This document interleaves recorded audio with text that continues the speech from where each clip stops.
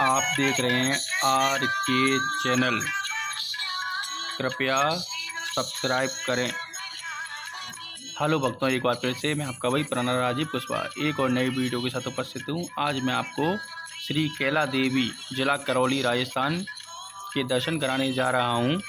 तो बने रहिए भक्तों मेरे साथ और देखते रहिए आर के चैनल। इससे पहले आप सभी से हाथ जोड़कर निवेदन है, कृपया आप हमारी इस वीडियो को यदि पहली बार देख रहे हैं तो कृपया मेरे इस चैनल को अभी सब्सक्राइब कर बेल आइकन जरूर दबाएं। जय दुर्गे माँ की भक्तों। चलिए तो बिना समय गवाए हम आगे पहुंच बढ़ते चुके हैं, हैं वीडियो की करौली शुरुआत करते हैं। राजस्थान माता कैला देवी मंदिर। बने रहिए। और अब हम श्री कैला देवी माता को अर्पण करने के लिए इन भैया से थाली लगवा रहे हैं। भैया इस थाली को 201 रुपये की बता रहे हैं और थाली तैयार है। फाइनली हमने ये थाली ले ली है और अब हम माता के भवन की ओर उनके दर्शनों के लिए आगे बढ़ रहे हैं। फाइनली ये पूजा की थाली तैयार है और अब बढ़ते हैं आगे मंदिर की ओर, माता की ओर, माता भवन की ओर। बने रहिए। श्री कैला मैया करौली, उनके दर्शन करने के लिए सही समय अक्टूबर से मार्च तक रहता है, क्योंकि इस समय मौसम ठंडा रहता है। गर्मियों में यहाँ दर्शन करने पर भक्तों को काफ़ी परेशानियों का सामना करना पड़ता है। कैला देवी माता जिला करौली राजस्थान तक पहुँचने के लिए हम रेल द्वारा, बस द्वारा, कार द्वारा या हवाई यात्रा द्वारा भी हम माता के भवन तक माँ के दर्शनों के लिए हम पहुँच सकते हैं। माता के दर्शन सुबह प्रातः 7 बजे से दोपहर 12 बजे तक और 3 बजे से रात्रि 10 बजे तक चलते हैं। अगर इतिहास की बात की जाए तो कैला माँ का मंदिर लगभग 1000 वर्ष पुराना है। त्रिकूट मंदिर की मनोरम पहाड़ियों में कलहटी में स्थित इस मंदिर का निर्माण राजा भोमपाल ने 16वीं ईस्वी में करवाया था। इतिहास के अंतर्गत माँ के अवतरण की 3 गाथाएं उपस्थित हैं। इनमें सबसे पहले भगवान श्री कृष्ण की बहन योग माया हैं कैला देवी। इस मंदिर के बारे में एक और मान्यता है। कहा जाता है कि भगवान श्री कृष्ण की बहन कैला देवी हैं। जब देवकी के दुष्ट भाई कंस को यह पता लगा कि उनकी संतान ही उसकी मौत का कारण है, तब उसने देवकी और उसके पति को बंदी बना लिया। जब 8वीं संतान के रूप में भगवान विष्णु ने श्री कृष्ण के अवतार के रूप में जन्म लिया, तो उसी समय गोकुल में नंद बाबा के घर बेटी का जन्म हुआ। इसके बाद विधि के विधान के अनुसार वासुदेव जी ने गोकुल जाकर अपने पुत्र को वहाँ छोड़ा और नंद बाबा की बेटी को कारावास यानी कि जेल में लेके वापस आ गए। कंस जब उस बेटी को मारने लगा, तब वो माँ के रूप में प्रकट होकर आकाश में चली गई। कंस के हाथ से छूटकर योग माया कैला देवी के रूप में राजस्थान करौली में विराजमान हो गई। कैला देवी माँ की पूजा यहाँ के लोग भगवान श्री कृष्ण की बहन के रूप में भी करते हैं। अगली गाथा के अनुसार सती माँ के अंग के गिरने से बनी कैला देवी शक्तिपीठ। राजाचार्य पंडित प्रकाश चंद्र जी के अनुसार माँ सती के पिंड जहाँ जहाँ गिरे उन्हीं में से एक कैला देवी मंदिर है। कहा जाता है कि बाबा केदारगिरी ने तपस्या के बाद माता के इसके मुख की स्थापना शक्तिपीठ के रूप में की। प्राचीन काल के अनुसार इस जंगल में एक दानव रहता था और वह लोगों को बहुत परेशान किया करता था। बाबा ने इसी दानव से लोगों को छुटकारा दिलाने के लिए पर्वत पर तपस्या की। तब माता तपस्या से प्रकट हुई और वर मांगने को कहा। तब बाबा ने उस राक्षस से, उस दैत्य से छुटकारा पाने का वर मांगा। तब माँ कैला देवी के रूप में प्रकट हुई और उस दानव का वध किया। तीसरी गाथा के अनुसार बोहरा भगत ने खुदाई से प्रतिमा निकाली। त्रिकूट पर्वत पर बोहरा नामक एक व्यक्ति था। उसका भक्ति में बहुत मन था और उसने खुदाई के दौरान माँ की प्रतिमा निकाली और वह धीरे धीरे माँ का पूजन करने लगा। धीरे धीरे माँ की ख्याति पूरे विश्व में, पूरे संसार में फैल गई और आज उन्हीं को कैला देवी माँ के नाम से हम जानते हैं।